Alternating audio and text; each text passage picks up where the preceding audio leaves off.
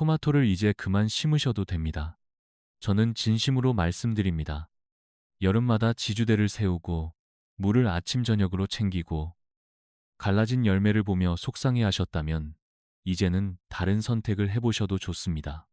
우리가 힘들게 키우는 작물들 사이에서 조용히 잊혀진 채 살아남아온 식물들이 있습니다. 예전 시골 마당 한쪽, 우물가 근처, 돌담 아래에서 저절로 자라던 나물들입니다. 특별한 비료도, 매일의 관심도 필요 없었지만 해마다 다시 올라왔던 식물들입니다. 할머니는 그것을 캐서 된장국에 넣고 말려두었다가 겨울에 무쳐 드셨습니다. 그때는 그것이 귀한 줄 몰랐습니다. 하지만 지금 돌아보면 그 나물들이야말로 가장 똑똑한 선택이었습니다. 오늘 저는 한국의 기후와 땅에 맞으면서도 거의 손이 가지 않는 잊혀진 나물들을 소개하려 합니다. 더 이상 농약과 값비싼 종자에 의존하지 않아도 됩니다. 땅이 스스로 키워내는 식물들을 다시 믿어보는 것입니다. 올해는 3가지만 골라보십시오. 그리고 한 발 물러서서 지켜보십시오. 자연이 어떻게 일하는지 보시게 될 것입니다. 저는 이것을 게으른 농사라고 부르지 않습니다. 이것은 현명한 농사입니다. 이제 우리가 잊고 있던 첫 번째 나물부터 이야기해 보겠습니다. 이렇게 잊혀졌지만 자연스럽게 자라나는 나물 중에서 가장 먼저 떠오르는 것은 바로 돌나물입니다. 어린 시절 할머니의 마당 한편에 비가 조금만 와도 이파리를 반짝이며 솟아나던 그 식물 말입니다. 돌나물은 마치 잡초처럼 여기저기 자라나지만 사실은 오메가3와 무기질이 풍부한 보물 같은 나물입니다. 땅이 척박해도 햇볕이 강해도 꿋꿋이 자라며 매년 스스로 씨를 퍼뜨려 다시 자라납니다. 할머니는 이 돌나물을 여름철 국수 위에 올려주셨고 씹을 때마다 약간 새콤하고 시원한 그 맛은 지금도 잊을 수 없습니다. 따로 심지 않아도 알아서 자라주고 손이 많이 가지 않으면서도 맛과 영양이 뛰어난 것이 돌나물의 매력입니다. 그리고 돌나물 못지않게 흔하지만 소중한 존재가 바로 비름나물입니다. 어릴 적 밭두렁을 걷다 보면 발에 채이던 식물인데 지금 와서 보니 그 작은 나물 한 포기에도 대단한 생명력이 숨어 있었습니다. 비름나물은 척박한 땅에서 잘 자라고 물을 자주 주지 않아도 스스로 싱싱하게 살아갑니다. 삶아서 무쳐 먹으면 고소하고 담백하며 여름철 더위에 지친 입맛을 깨워주는 힘이 있습니다. 이 2가지 나물은 따로 씨를 사지 않아도 한번 정착하면 매년 스스로 다시 올라오는 기특한 존재들입니다. 돌나물과 비름나물은 우리 조상들이 자연에 순응하며 지혜롭게 살아온 방식의 상징입니다. 누구나 손쉽게 키울 수 있고 자주 챙기지 않아도 땅과 햇볕만으로도 충분히 자라납니다. 이처럼 익숙한 듯 잊혀진 나물들을 다시 받아들이는 것이 우리가 자연과 다시 연결되는 첫걸음이 될지도 모릅니다. 이처럼 밭 가장자리에서 스스로 자라나는 나물들을 다시 바라보기 시작하면 자연히 산과 들에서 해마다 올라오던 나물들이 떠오릅니다. 그중 하나가 바로 참치나물입니다. 봄이 되면 연한 잎을 내밀며 가장 먼저 우리를 반겨주던 그 향긋한 나물 말입니다. 참치는 한번 자리를 잡으면 해마다 같은 자리에서 다시 올라옵니다. 특별한 비료도 필요 없고 그늘이 조금 있는 곳에서도 잘 자랍니다. 어린 잎을 따서 데쳐 무치면 은은한 향이 입안에 퍼지고 말려두었다가 겨울에 불려 먹어도 그 향이 그대로 살아 있습니다. 예전에는 산에 다녀오던 어른들이 한 알음씩 꺾어와 마루에 널어 말리곤 했습니다. 그것은 단순한 반찬이 아니라 계절을 저장하는 지혜였습니다. 그리고 참치와 함께 떠오르는 나물이 고비입니다. 봄 산자락에서 동그랗게 말린 어린 순을 내밀던 모습은 지금도 많은 분들의 기억 속에 남아있을 것입니다. 고비는 척박한 산비탈에서도 자라며 한번 뿌리를 내리면 여러 해 동안 같은 자리에서 새 순을 올립니다. 어린 순을 살짝 데쳐 말려두었다가 나중에 불려 나물로 무치면 깊고 부드러운 맛이 납니다.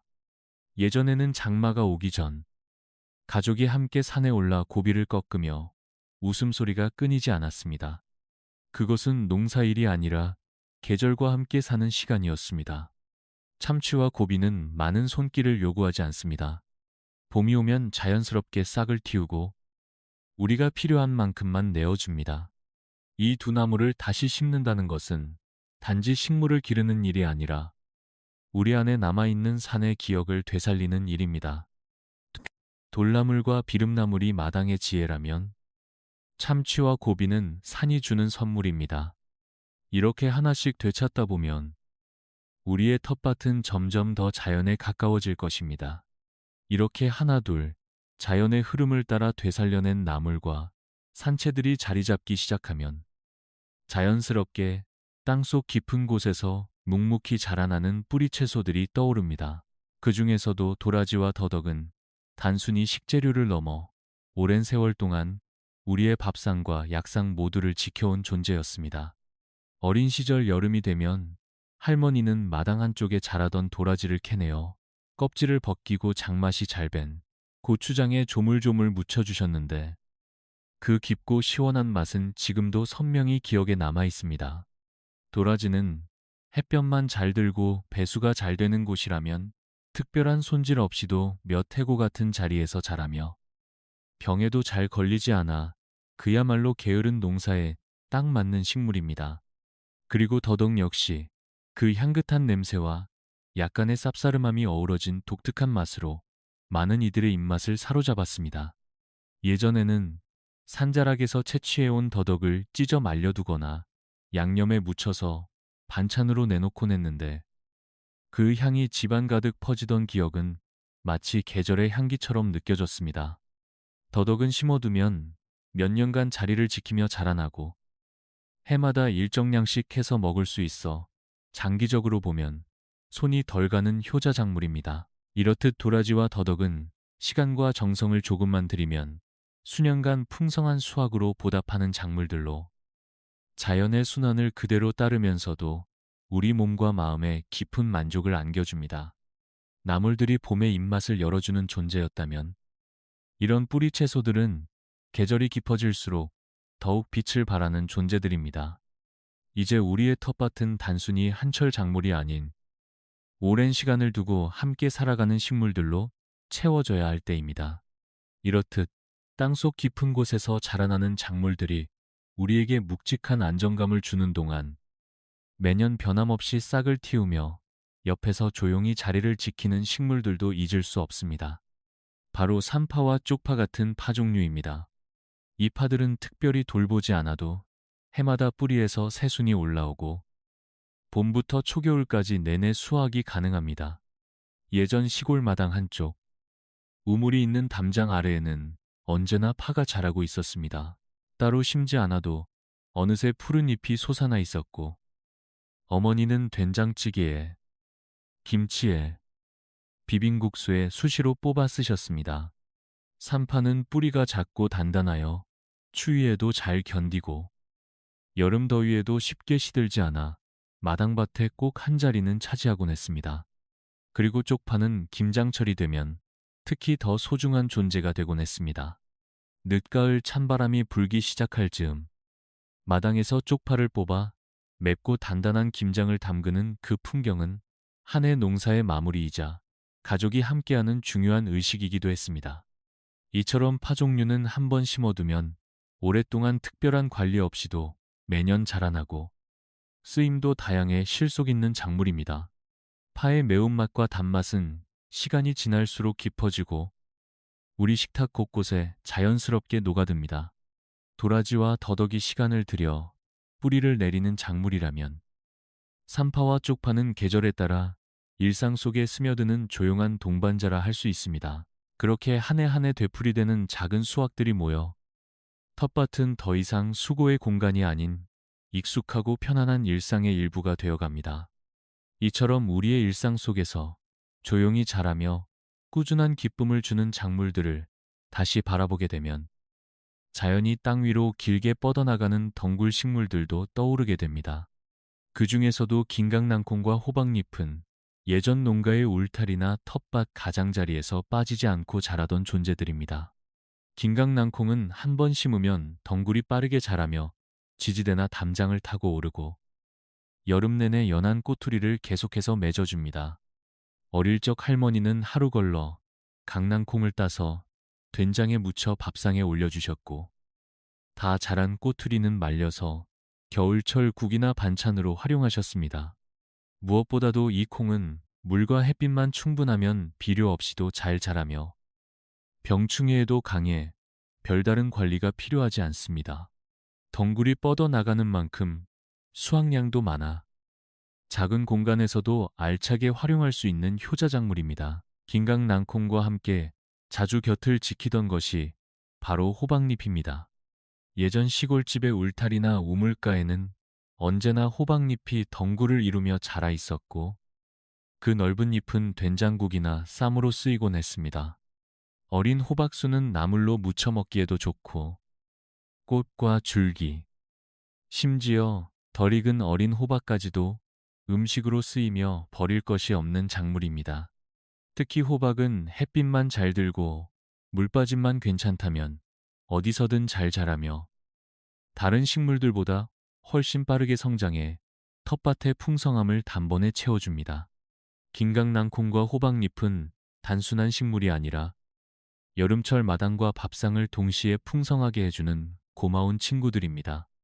산파와 쪽파가 조용히 자라 일상을 지켜준다면 이 덩굴 식물들은 공간을 넓게 쓰면서 계절의 에너지를 한껏 드러내는 존재들이라 할 수 있습니다. 덕분에 우리의 텃밭은 그저 수확을 위한 땅이 아니라 계절의 흐름과 자연의 리듬을 오롯이 느낄 수 있는 살아있는 공간이 되어갑니다. 이렇게 여름철의 덩굴 식물들이 텃밭에 활기를 더해준다면 계절이 바뀌어 봄이 다시 찾아올 때 우리를 가장 먼저 반겨주는 산나물들도 함께 떠올려야 합니다. 그 중에서도 고사리와 두릅은 봄산의 정취를 그대로 품고 있는 대표적인 나물입니다. 고사리는 어린 시절 봄이 되면 가족들과 함께 산에 올라 꺾어오던 추억이 있는 나물입니다. 산비탈이나 야산의 양지 바른 곳에서 조용히 올라오는 고사리는 채취한 후 살짝 데쳐 말려두었다가 겨울 내내 반찬으로 활용되곤 했습니다. 삶아서 된장찌개에 넣거나 고기와 함께 무쳐 먹으면 부드럽고 은근한 풍미가 입안을 감돌며 단순한 반찬을 넘어 계절의 향기를 담은 음식이 됩니다. 고사리는 특별한 손질 없이도 스스로 잘 자라며 한번 자리를 잡으면 매년 일정한 시기에 어김없이 다시 모습을 드러냅니다. 그리고 고사리와 더불어 빠질 수 없는 봄나물이 바로 두릅입니다. 두릅나무는 추운 겨울을 지나 따뜻한 기운이 감돌기 시작하면 줄기 끝에서 연한 순을 밀어 올립니다. 이 순은 살짝 데쳐 초장에 찍어 먹으면 특유의 쌉싸름한 맛과 향긋함이 어우러져 입맛을 돋워주고 그 한 입에 봄이 물씬 느껴집니다. 두릅은 산골마을 울타리 주변이나 오래된 밭가 근처에서도 어렵지 않게 자라며 해마다 손길을 주지 않아도 스스로 잎을 틔우는 강인한 생명력을 가지고 있습니다. 고사리와 두릅은 봄이라는 계절을 오롯이 느끼게 해주는 식물들이자 자연이 스스로 우리에게 내어주는 선물 같은 존재입니다. 김강낭콩과 호박잎이 여름의 넉넉함을 보여주었다면 고사리와 두릅은 봄의 시작을 알리며 텃밭에 부드러운 온기를 더해줍니다. 이렇게 각 계절마다 자신만의 방식으로 자라나는 식물들과 함께하면 우리의 텃밭은 단순한 작물 재배의 공간을 넘어 자연과 함께 숨쉬는 살아있는 풍경이 되어 우리 삶을 더욱 풍요롭게 만들어줄 것입니다. 이렇듯 계절마다 다르게 피어나는 식물들을 따라가다 보면 텃밭은 더 이상 땅 위의 작물만을 위한 공간이 아니라 우리 마음속 오래된 기억과 자연이 맞닿는 지점이 됩니다. 지금까지 살펴본 나물과 뿌리채소, 덩굴 식물들은 각자의 방식으로 우리에게 말을 걸어옵니다. 어떤 식물은 아무 말 없이 해마다 다시 올라오고 또 어떤 식물은 손을 거의 대지 않아도 풍성한 수확을 안겨줍니다. 그 속에는 조급하지 않은 성장과 과하지 않은 손길의 미덕이 깃들어 있습니다. 어린 시절 시골 마당에서 혹은 산기슭에서 보아왔던 풍경들은 단지 지나간 추억이 아니라 오늘의 삶에 다시 가져올 수 있는 지혜이기도 합니다. 요즘처럼 바쁘고 복잡한 시대에는 오히려 손이 덜 가고 자생력이 강한 식물들이 우리에게 더 깊은 만족을 줍니다. 텃밭을 가꾸는 일이 고단한 노동이 아니라 하루의 끝에서 조용히 들여다보는 쉼의 시간이 될 수 있다면 그것이야말로 진짜 의미 있는 농사일 것입니다. 누군가는 이렇게 말할지도 모릅니다. 그렇게 키워서 얼마나 얻겠느냐고. 하지만 텃밭에서 얻는 것은 단순한 수확량이 아니라 시간의 흐름을 함께 살아가는 경험입니다. 매년 봄마다 올라오는 두릅을 보며 다시 시작할 용기를 얻고 고비를 데쳐 밥상에 올리며 지나간 계절을 되새기고 돌나물의 상큼한 맛에서 여름의 빛을 떠올립니다. 이 모든 순간이 쌓여 우리의 삶은 조금씩 더 여유롭고 단단해집니다. 어쩌면 진짜 게으른 농사란 가장 자연스러운 방식으로 식물과 함께 살아가는 삶의 태도일지도 모릅니다. 물을 아껴 쓰고 땅을 믿고 기다림을 기쁘게 받아들이는 것. 그것이야말로 우리 조상들이 실천했던 삶의 방식이었습니다. 그리고 지금 우리가 다시 그것을 선택할 수 있다면 텃밭은 단순한 재배 공간이 아닌 자연과 사람을 이어주는 조용한 다리가 되어줄 것입니다.